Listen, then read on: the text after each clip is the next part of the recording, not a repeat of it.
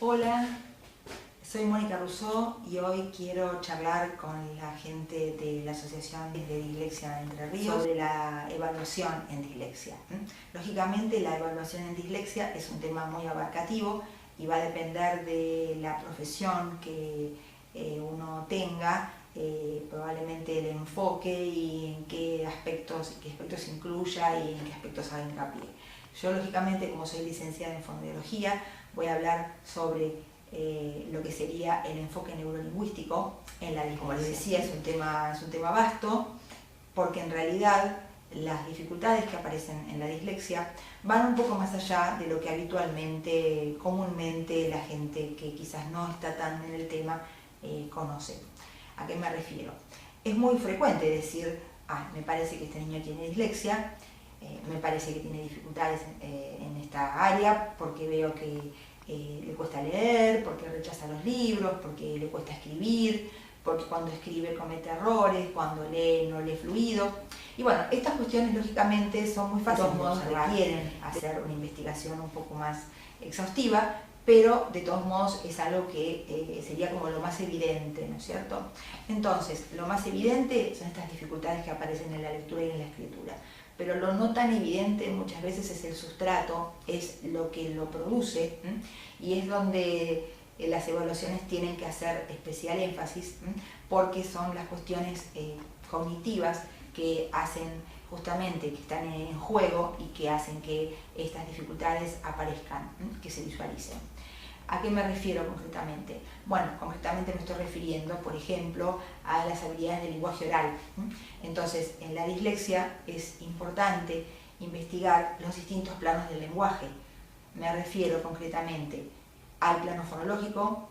En el plano fonológico, que se llama de procesamiento fonológico, hacemos hincapié específicamente en qué nivel de desempeño presenta un niño con la posibilidad de segmentar, por ejemplo, las palabras en sus fonemas constituyentes. Cuando me refiero a fonemas, bueno, para hacerlo sencillo, serían los sonidos específicos de la lengua que forman las palabras.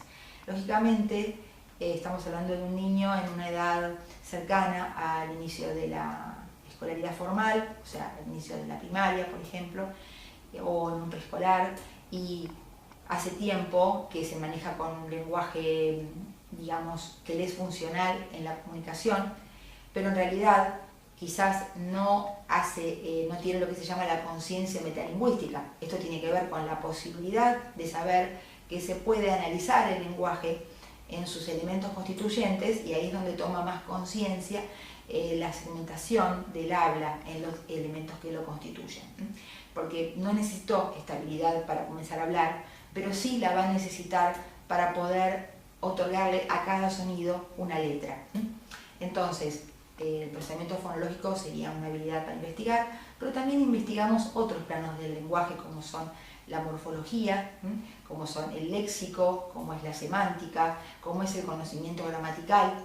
Generalmente, cuando investigamos estas áreas con distintas evaluaciones del lenguaje, no solemos encontrar grandes desfasajes, porque en general el niño con dislexia justamente a veces cuesta mucho y desorienta mucho el diagnóstico, porque generalmente es un niño que a nivel oral se puede desenvolver, pero en realidad aparecen cuestiones sutiles que tienen que ver con, ya les digo, no con un gran déficit, pero sí con determinadas particularidades que nos hacen pensar en que su procesamiento del lenguaje no está tan indemne.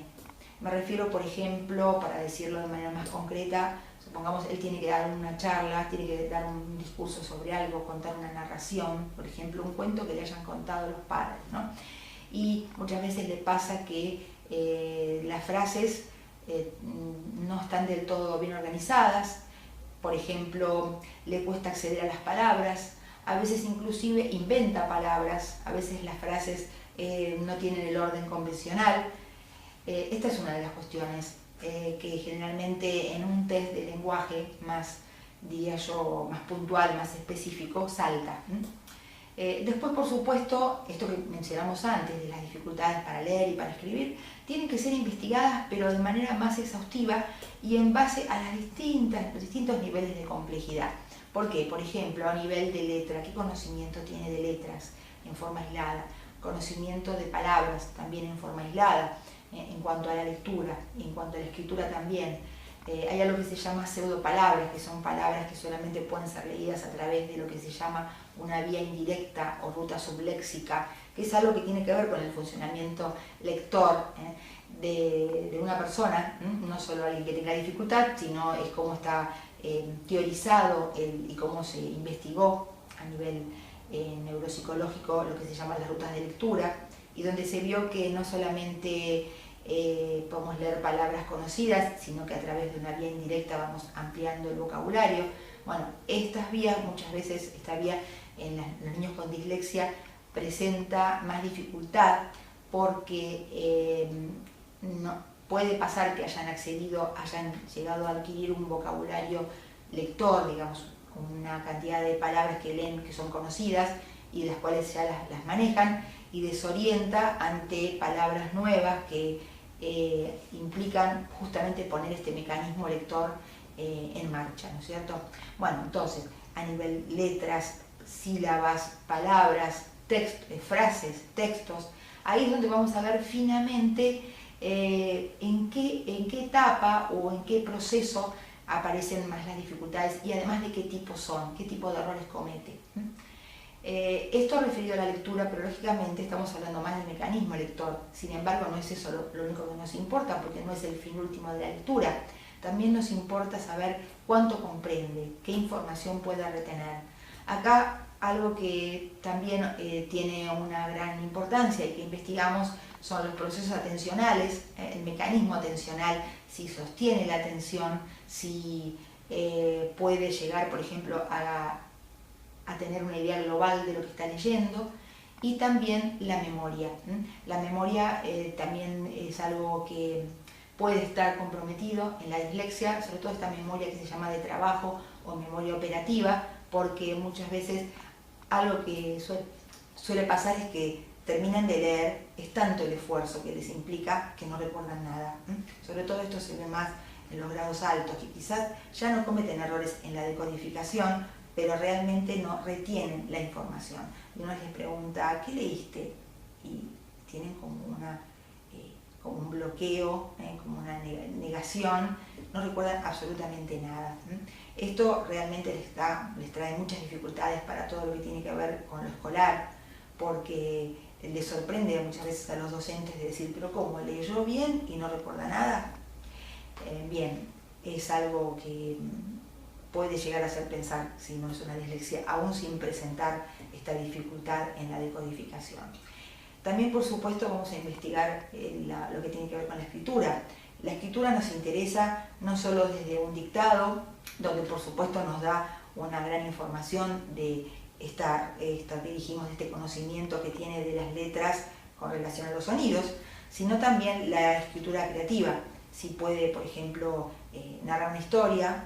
Y acá ocurre algo que también es bastante característico.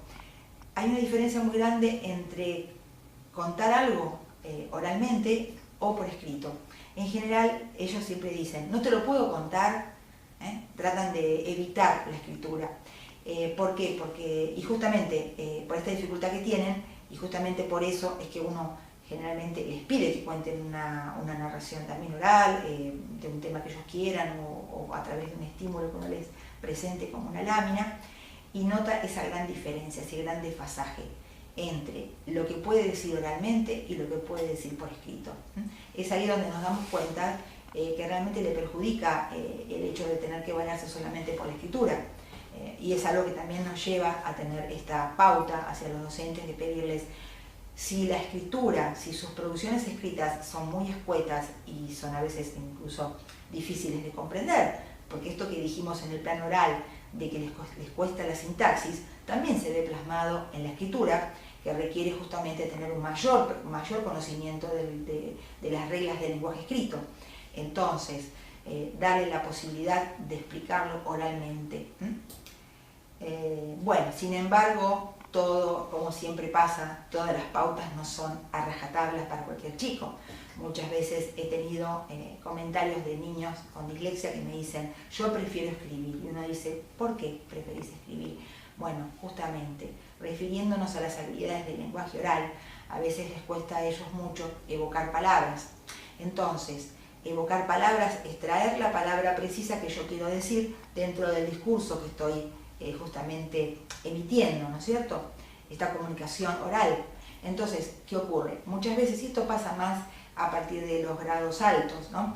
Si me cuesta tanto expresarme oralmente porque yo no recuerdo las palabras, no las traigo a mi discurso y tengo el otro que me está mirando, prefiero la escritura, porque yo en la escritura estoy conmigo mismo, solamente yo conmigo, y puedo darme el tiempo, no tengo la presencia del otro que de alguna manera me inhibe y me plantea un ritmo, puedo estar conmigo solo, pensando y poder escribir con mis tiempos, por lo cual la escritura ya vendría acompañada también de no presionarlo con los tiempos, dejarlos que tengan más tiempo para expresarse por escrito y poder plasmar sus ideas, sus pensamientos, teniendo conciencia de que a ellos todo esto les cuesta más y poder darles más tiempo para que se expresen, ¿no? Porque si no, también lo viven como una presión, ¿no?